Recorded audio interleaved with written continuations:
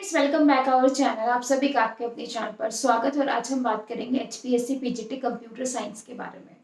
अभी भी बच्चे हैं कुछ ऐसे जो कुछ क्या बहुत सारे बच्चे हैं, क्योंकि 5 साल की उम्मीद एकदम से छोड़ देना बहुत मुश्किल हो जाता है। क्योंकि जिस पेपर को हम डेडिकेटेड होके जो है 2019 से कंटिन्यू पढ़ रहे थे, है ना, तब तो एक उम्मीद थी कि भाई सबका एग्जाम होगा तो हमारा भी हो जाएगा। लेकिन हुआ कुछ ऐसा कि बाकी सारे एग्जाम हो गए, सबकी भर्ती हो गई कंप्लीट, एक तरीके से बोल सकते हैं।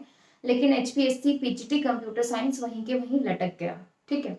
उसके बाद फिर से जो है 2024 में नई वैकेंसी आती है पीजीटी के अंदर, जिसमें कंप्यूटर का कोई भी नामो निशान नहीं होता है।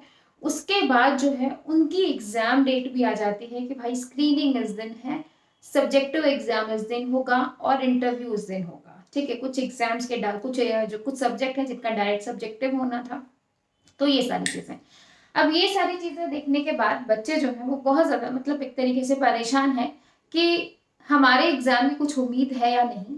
कुल मिला के बात यहाँ पर ये है कि कुछ उम्मीद है या नहीं, या फिर हम क्या करें। ठीक है। क्योंकि जैसा कि है आप लोगों को तो भाई डेट पे डेट मिल रही है, जब भी कुछ होता है तो डेट पे डेट मिल जाती है। तो अभी भी जो आपकी डेट है वो 12 सितंबर है। ठीक है। तो क्या किया जाए भाई, क्या किया जाए, हम क्या करें, है ना। हम इतने लंबे समय से वेट कर रहे हैं, तो ये सारी चीजें, तो आज उसी के ऊपर बात करने वाले हैं। तो आई होप आप समझ तो गए होंगे कि हम किसके ऊपर बात कर रहे हैं। एचपीएससी पीजीटी कंप्यूटर साइंस के ऊपर बात कर रहे हैं।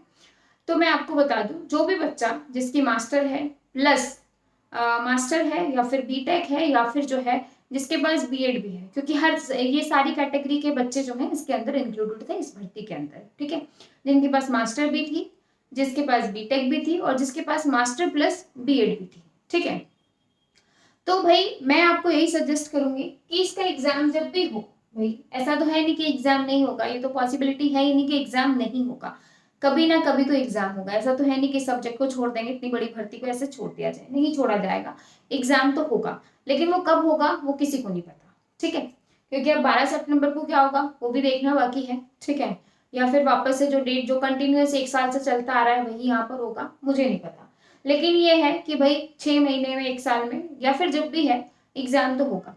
अब देखो, अभी भी आप नहीं पढ़ पा रहे होगे इसमें कि भाई पता नहीं हमारा एग्जाम होगा कि नहीं होगा, तो मैं तो तब तक यही सजेस्ट करूंगी कि जो भी जितने भी अपकमिंग एग्जाम्स हैं, क्योंकि बच्चे कह रहे हैं कि मैडम क्या करें, तो भाई करने को ये है कि सिर्फ आप एक एग्जाम के भरोसे मत बैठो। कई बार मैं आपको बोल चुकी हूँ कि एक एक एग्जाम के भरोसे मत बैठो। अपना जो है दूसरे एग्जाम्स की तैयारी करो। अगर इसकी जो है कुछ चीजें फाइनल हो जाती हैं केस से रिलेटेड, और जब इसके एग्जाम की डेट आ जाएगी तो फिर आप जो है इसको रिवाइज कर सकते हो, क्योंकि आप प्रिपरेशन आपकी कंप्लीट है। भाई आप लोगों ने पूरी अच्छे से तैयारी कर रखी है, तो प्रिपरेशन आपकी अच्छे से हो रखी है, तो ऐसा तो है नहीं कि आपकी तैयारी नहीं है। तो भाई ये है कि जब भी डेट आएगी तो आप एक बार सारी चीजों को रिवाइज कर लेना, मैं आपको सारी चीजें फिर से रिवाइज करवा दूंगी। ठीक है। तो भाई अभी इस चीज पे को होल्ड पे रखो। बाकी सिलेबस कंप्यूटर साइंस का ऑलमोस्ट सेम होता है चाहे कहीं पर भी हो। तो भाई मैं तो यही सजेस्ट करूंगी कि एएमआरएस जो नेट, ठीक है, एएमआरएस पे फोकस करो, नेट एग्जाम पे फोकस करो, क्योंकि नेट क्लियर करोगे तो आगे और अपॉर्चुनिटीज हो जाएंगे आपके पास। असिस्टेंट प्रोफेसर की भी आ जाएंगी। अभी पीजीटी की है, बाद में असिस्टेंट प्रोफेसर की भी आ जाएंगी। उसके साथ ही भाई आप केवीएस के ऊपर फोकस कर सकते हो और एनवीएस के ऊपर फोकस कर सकते हो। तो ये जो सारे हैं, और डी ट्रिपल में भी ऑलरेडी आपकी वैकेंसी आई हुई है। तो भाई ये 1, 2, 3 और 4, ये 4 के 4 ऐसे हैं जो अपकमिंग एग्जाम, क्योंकि भाई अब अपकमिंग है।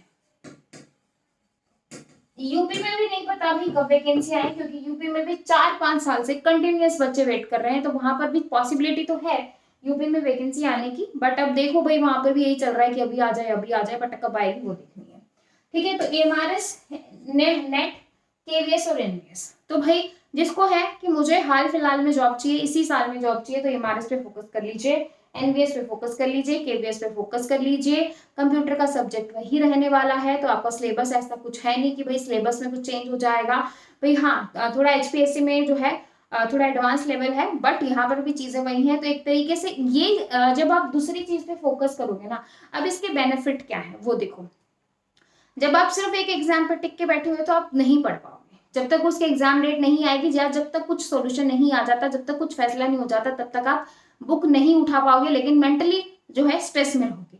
जब आप किसी दूसरे एग्जाम के ऊपर फोकस हो जाओगे तो दूसरे एग्जाम पे फोकस होने के बाद एक तो आपकी प्रिपरेशन कंटिन्यू रहेगी, एक आपको ये रहेगा कि मेरा एग्जाम है, मुझे पढ़ना है। ठीक है, जब एग्जाम आता है ना तो ये चीज बहुत, आप ये लगा लो कि ये बहुत ज्यादा हमें मोटिवेट करती है कि भाई हमारे एग्जाम में 30 दिन बचे हैं, 40 दिन बचे हैं, 50 दिन बचे हैं। ठीक है, तो ये बहुत बड़ा मोटिवेशन है। तो भाई जब आप इन एग्जाम की तैयारी करोगे तो आपकी एक तो पढ़ाई नहीं छूटेगी, कंटिन्यूटी आपकी बनी रहेगी, और जब भी आपका एचपीएससी का एग्जाम होगा तो आप जो है पढ़ाई के टच में होगे, कंटिन्यू पढ़ रहे होगे, तो भाई उसके लिए आपको एक्स्ट्रा एफर्ट्स नहीं लगाने पड़ेंगे। और अगर यहाँ पे आपका सिलेक्शन हो जाता है तो आपको एक जॉब जो है वो आपकी सिक्योर हो जाएगी।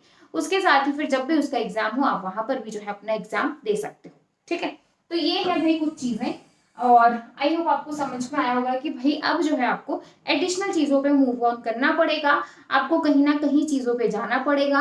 हाँ, उसका एग्जाम होता है तो देन आप एग्जाम बिल्कुल दे सकते हो, लेकिन सिर्फ एक एग्जाम के भरोसे मत बैठो।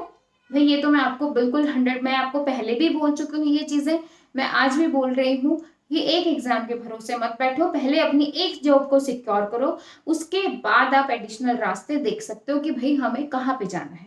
ठीक है, एक सिक्योरिटी हो जाएगी तो फिर जो है हजारों टेंशन वैसे भी खत्म हो जाती है। ठीक है, तो आई होप आपको समझ में आया होगा। बाकी 10 दिन बचे हैं आपकी हियरिंग में, देखते हैं क्या होता है।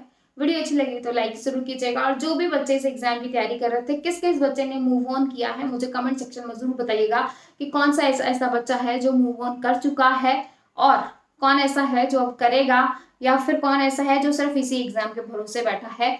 तो भाई तीनों केस हो सकते हैं, तो तीनों केस वाले बच्चे जो है कमेंट जरूर कीजिएगा। फिर मिलेंगे नेक्स्ट वीडियो में, तब तक के लिए bye bye, take care, thank you.